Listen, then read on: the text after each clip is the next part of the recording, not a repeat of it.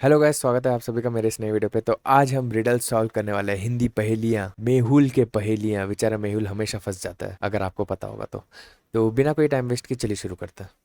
सुबह के 4 बज रहे थे और मेहुल आराम से सो रहा था। तभी उसके पास एक कॉल आता है और उसे पता चलता है कि एक लैब के अंदर आग लग गई है और लैब के अंदर एक साइंटिस्ट फंसा हुआ है। मेहुल तुरंत अपनी कार से लैब पहुंच जाता है।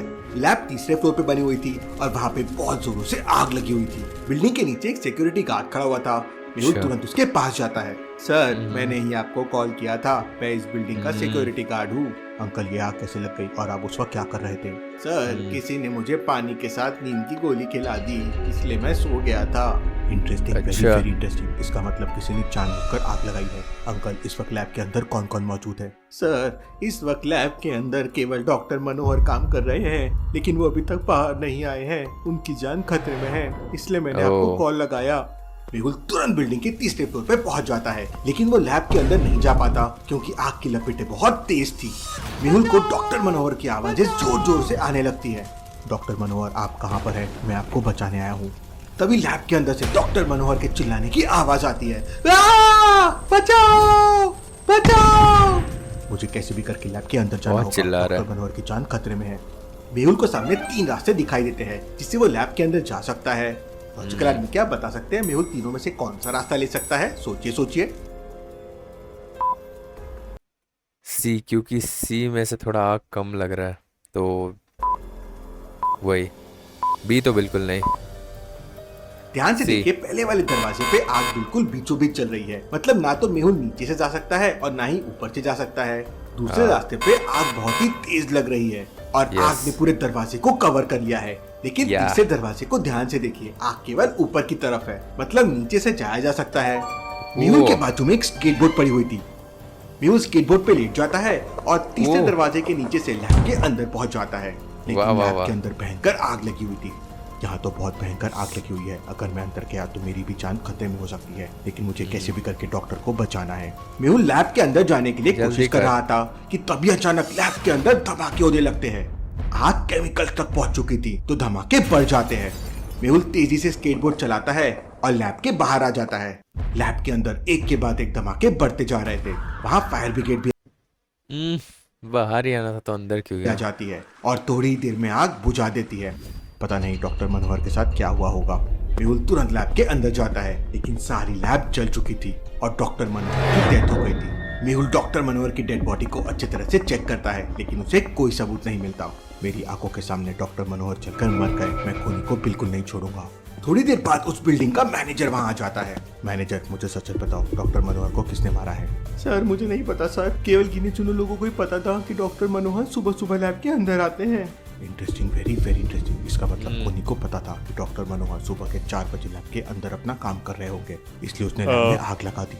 मेहुल सीसीटीवी फुटेजेस चेक करता है। आग लगने के बाद कैमरा जल चुका था, इसलिए उसके बाद के फुटेजेस अवेलेबल नहीं थे। लेकिन ठीक 4 बजे जब मनोहर लैब के अंदर आए थे, उसका एक सीसीटीवी फुटेज मेहुल को मिल जाता है। इसके बाद मेहुल कल के फुटेजेस चेक करता है तो वहाँ मेहुल को एक क्लू मिल जाता है। चकल आदमी, क्या आप इन दोनों फुटेजेस को देख के बता सकते हैं मेहुल को क्या क्लू मिल गया? सोचिए सोचिए। क्या क्लू मिल गया? ओ, आग आग बुझाने वाला वो नहीं है, फायर एक्सटिंग्विशर नहीं है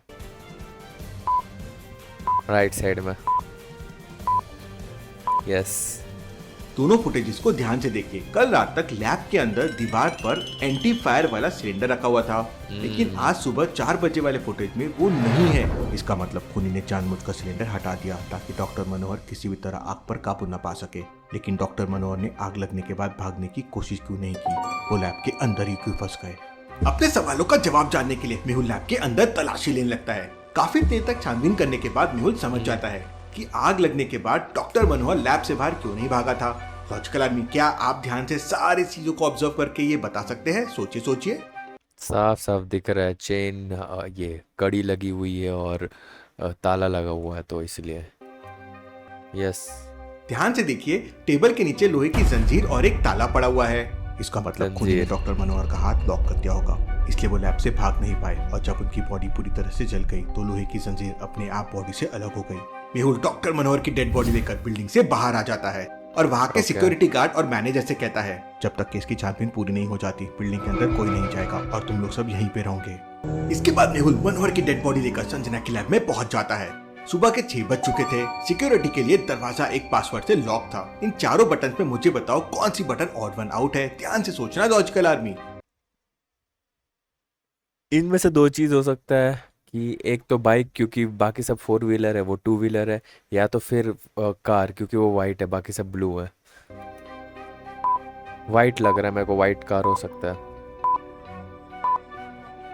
कार को छोड़कर बाकी तीनों ब्लू कलर के हैं, लेकिन कार व्हाइट कलर की है। मेहुल फोन नंबर की बटन प्रेस करता है और लैब के अंदर चले जाता है। मेहुल डेड बॉडी को लैब के अंदर रखकर डॉक्टर संजना के लिए एक वॉइस मैसेज छोड़ देता है और वहाँ से निकल जाता है।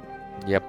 मेहुल तुरंत उसी बिल्डिंग में वापस पहुंच जाता है जहाँ लैब के अंदर आग लगी थी। मेहुल सबसे पहले वहाँ के मैनेजर से पूछताछ करता है।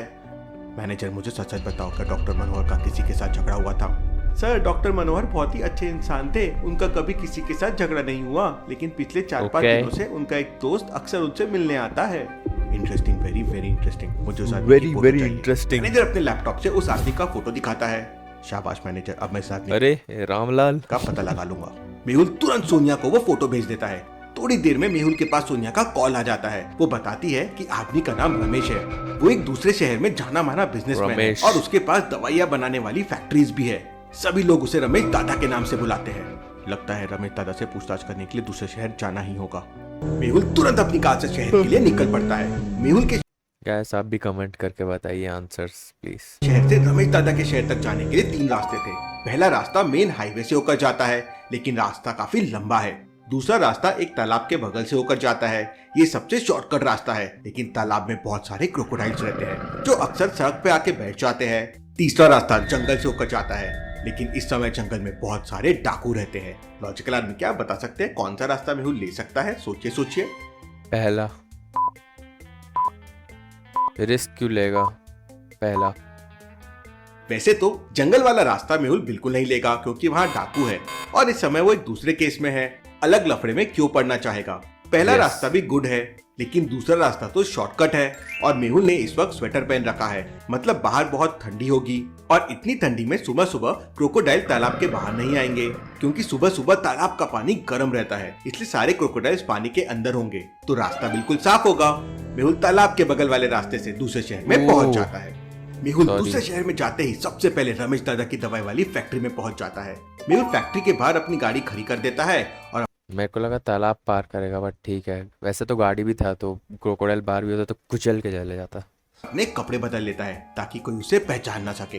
मेहुल दूसरे कपड़े पहन के फैक्ट्री के अंदर जाने लगता है तो फैक्ट्री के बाहर 2 बॉडीगार्ड खड़े हुए थे। वो उसे रोक लेते हैं। मैं रमेश दादा का आदमी हूँ, मुझे रमेश दादा ने भेजा है। रमेश दादा का नाम सुनते ही सिक्योरिटी गार्ड मेहुल को फैक्ट्री के अंदर एंट्री दे देते हैं। फैक्ट्री के अंदर का नजारा देख मेहुल हैरान रह जाता है। Interesting, very very interesting. इसका मतलब रमेश दादा डुप्लीकेट दवाइयाँ बनाकर बेचता है। मेहुल आराम से फैक्ट्री के बाहर आ जाता है और फिर रमेश दादा को कॉल करता है। रमेश दादा, मुझे 5 करोड़ की डुप्लीकेट दवाइयाँ चाहिए, मैं तुम्हारी फैक्ट्री के बाहर खड़ा हुआ हूँ। 10 मिनट के अंदर रमेश दादा फैक्ट्री के बाहर पहुंच जाता है। मेहुल उसे पकड़ लेता है और पुलिस को कॉल कर देता है। पुलिस फैक्ट्री पे छापा भी मार देती है। रमेश दादा, सच सच बताओ, तुम डॉक्टर मनोहर से मिलने क्यों गए थे? तो रमेश दादा बताता है कि डॉक्टर मनोहर के पास एक बहुत ही अच्छा फॉर्मूला था, जिसकी मदद से बहुत ही कम लागत में डुप्लीकेट दवाइयाँ तैयार की जा सकती थी और उन दवाइयों की कीमत मार्केट में लाखों में होती थी। लेकिन डॉक्टर मनोहर ने वो फॉर्मूला उसे नहीं दिया, इसलिए उसने लैब के अंदर आग लगवा दी। रमेश दादा, तुमने ज्यादा पैसे कमाने के लालच में डॉक्टर मनोहर का मर्डर कर दिया है। अब जेल में बैठकर डुप्लीकेट दवाइयाँ बनाते रहना। Case solve, detective Mehul rocks. Yes, सस्ता सीआईडी। तो गैस आज के लिए सिर्फ इतना ही। वीडियो अच्छा लगा तो लाइक कर देना और कमेंट करके बता सकते हैं कि मैं किस वीडियो पे रिएक्ट कर सकता हूँ। तो फिर मिलते हैं अगली वीडियो पे, जिस पे हम किसी और चीज़ पे रिएक्ट करेंगे। तो तब तक के लिए बाय बाय।